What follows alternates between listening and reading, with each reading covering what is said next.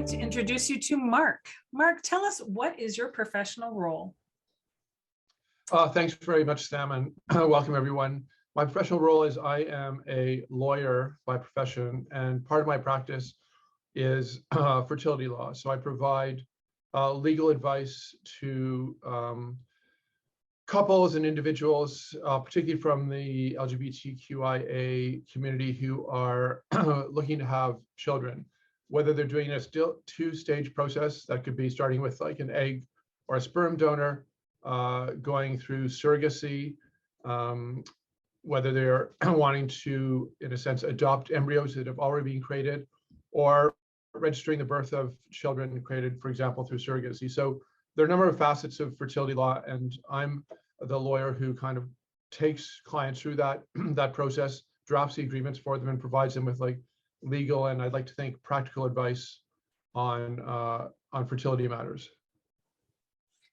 It sounds to me like you probably think of things that they didn't even know that they didn't know with the whole process. Well, I think it comes from, that's right, in a way, it comes from two parts. One is I have 4 children, through the first one through co-parenting with a lesbian couple, and then 3 children through surrogacy. So I have both a legal and, in a sense, practical, because I have that experience of having gone through the fertility process myself. And actually, it was as a result of the surrogacy process that I became involved in fertility law, and that was because I drafted the agreements for us with the help of an agency, and that agency asked me then to represent other clients of theirs in the fertility journey. So I do have, I think, or I like to think anyway, both that kind of practical basis, because I've gone through it myself, and the legal basis. And also I've seen, dozens or hundreds of clients go through it. And, I've have through that process gained a lot of experience in terms of understanding what other couples or individuals go through as part of that fertility journey. Right. And I would think that it's unique for every set of circumstances, right? Is it different to be working with a couple or an individual who's looking to use a surrogate who's based in Canada or somewhere else in the world? Or is it all pretty much the same wherever you go? Well, I think fundamentally it's the same. Like everyone, you're looking for a child, through the fertility process or through surrogacy. And so in that sense, it's the same, that you have agreements which are fairly similar in terms of the obligations or responsibilities or pleasures of being in that journey. The main difference, of course, is for people who are coming from abroad, and there are more and more of them because surrogacy is much more accessible in Canada than other jurisdictions, including, surprisingly, jurisdictions like Spain and France, which you think of as liberal countries, but aren't liberal in terms of fertility. Right. So there are other issues there that, foreign intended parents have to be aware of, like insurance costs, because they can be very high for children born in Canada of foreign parents. And, things like what do you need to have the child declared as yours in your home country? Right. Yeah. So, I mean, surrogacy is surrogacy, or egg donation is egg donation. But yes, there are other factors to consider when you're coming in from another country. And in fact, for our first child versus surrogacy, she was born in the United States, and it was more expensive and complicated than I would have thought here. And we had an almost terrifying insurance issue when she was born. That was resolved. But I mean, these are things you have to consider when you're going out of, to a different country to have a child. And is it similar then if you are adopting from another country? I think in terms of adopting from another country, if you're going through an agency in particular, they have that kind of infrastructure already set up. It's more established adoption than it is for surrogacy. So the surrogacy regulations in terms of having your child declared to be a citizen of your country are more recent and more untested, whereas the adoption ones, I think, are more understood. People understand adoption mainly because I think it's aimed at, straight couples or straight individuals than, surrogacy, which is often to assist, gay couples or gay individuals. lesbian, transgender, whatever it is, to, have children. So adoption is a more of an established and recognized way of having children than surrogacy. Right. So perhaps that much easier to navigate because they've already got the. Yeah, I think it takes longer in a sense, but yeah, probably in some ways easier to navigate. Right. Are there any pearls of wisdom that you've learned over the years that your clients are especially lucky to learn from you that they may not learn from anyone else if they're working with another lawyer who does some surrogacy work? Yeah, no, that's an interesting question. Thank you. I think I'm always good at being pretty honest with my clients about who they choose to be their surrogates. Right. I think I'm good at reminding them that even if they're not the biological parent, whether it's through, an egg donation or sperm donation, whatever it is, that child is going to be loved, whether that child is biologically yours or not, that child is going to be loved. Like, there's always a debate over, nature versus nurture, but that child is going to be loved, especially because you have to go through this extensive and often expensive process to have that child. So it's not like the child will be loved and loved very much. So I think I'm good in providing that sort of, I did that with a client the other day, and she broke down in tears saying, thank you for reminding me about that. But I think I'm also good in saying to clients, I know having a child is important. I know the instinct is to go for the first person you meet, through a surrogacy process, but you have to really get along. You have to sort of be on the same page, if that's not too trite, with the surrogate, because you're going to be in this journey for over a year. It's a very emotional journey. It's a very exciting journey. It's a journey full of like ups and downs. So don't jump into an arrangement just because it's the first one or the most convenient one. You just want to make sure that, with a surrogate, for example, she doesn't have to be your best friend, but you can have a great relationship with her. And you want to make sure that, that relationship is going to be as smooth as possible. So I like to think that I'm very practical in my approach to it as well.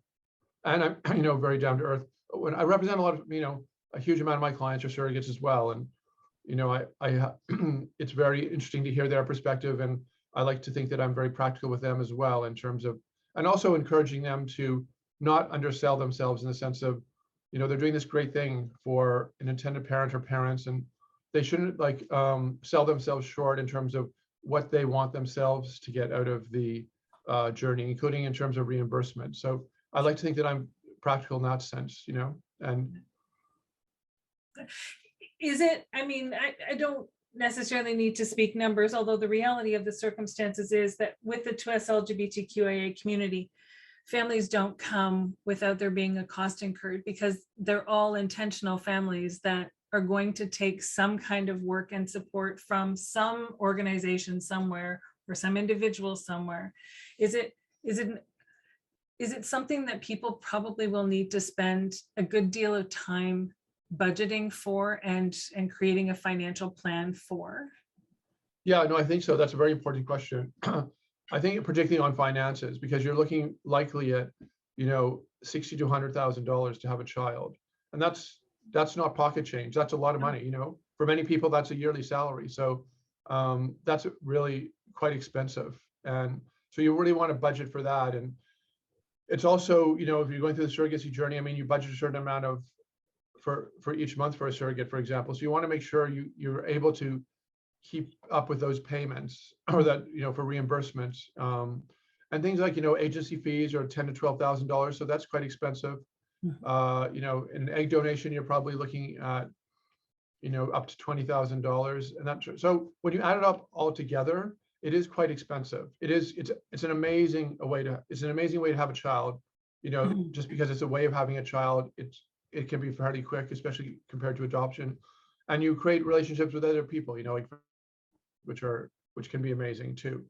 But it is very expensive, so it's important to understand those costs, not to underestimate them. Sort of like a house renovation in a way that you have a budget and you should think about maybe 30% on top of that. But right.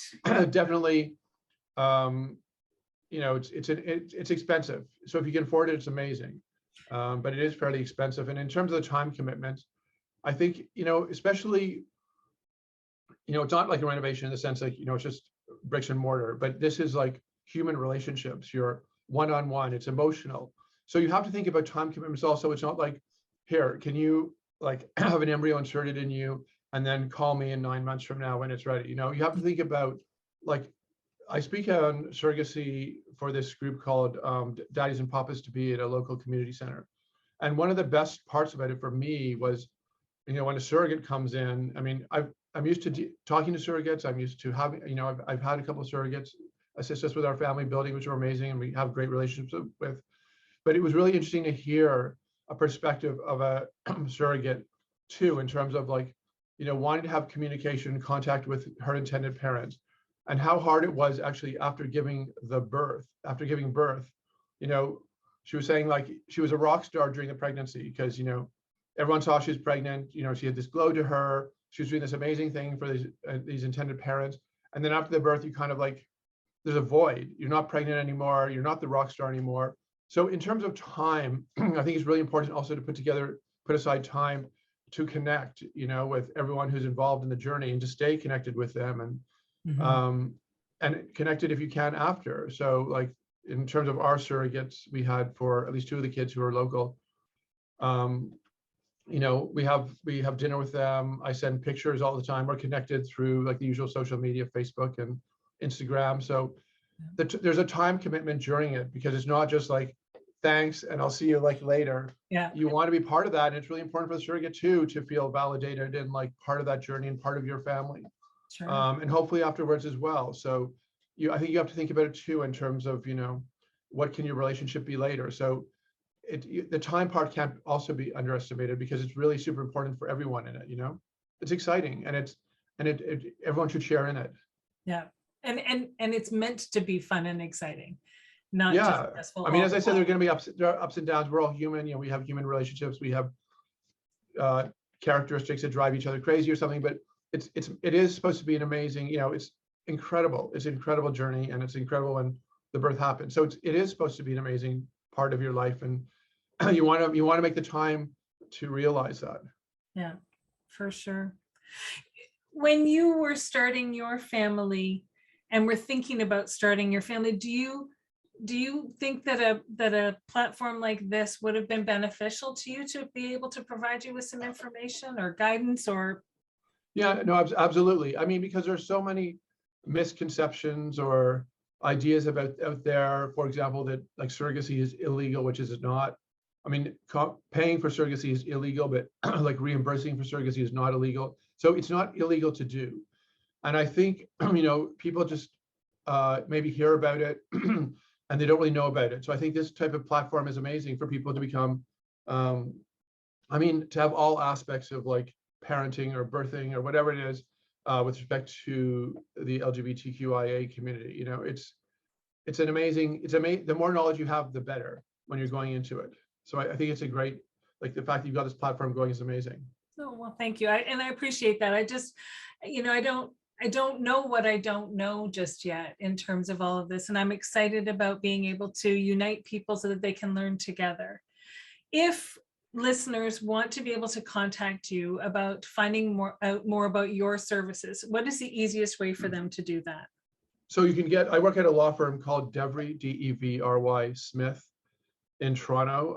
My number is 416-446-3329. So you can reach me there or perhaps through you and your platform. But yeah, I mean, it's a great practice because it's great to connect with people who are, you know, creating families, and like, you know, it's so exciting for them. And I have to say, when I had my first child, you know, she's now almost 20, you know, it was kind of like pioneering, and you're sort of like, people were like, they didn't want to date you because they're like, oh, you have a child, you know, you're not going to have any time for us.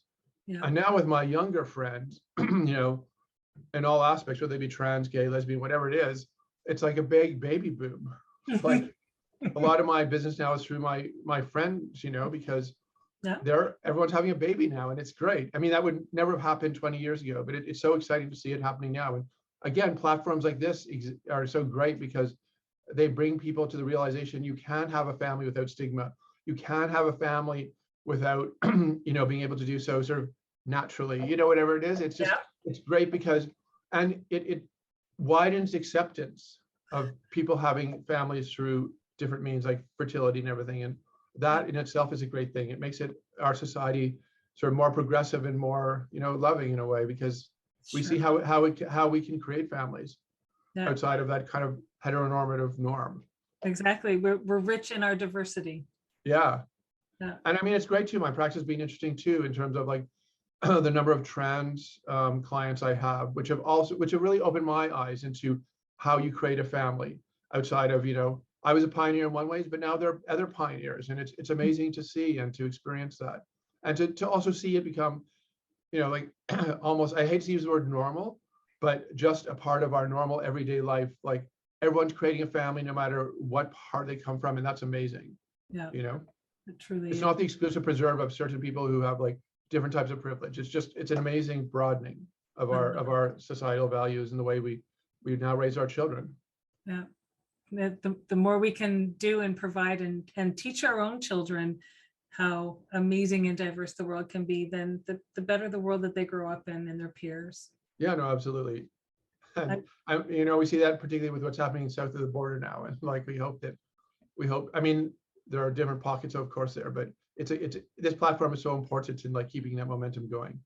That's the plan. We continue to educate so that everyone can be aware of what they have yet to learn. So I thank you so much for being here today. I appreciate you participating, and I will make sure that everyone knows exactly how to find you. All right. Thank you so much, Sam. I really appreciate it. Thank you.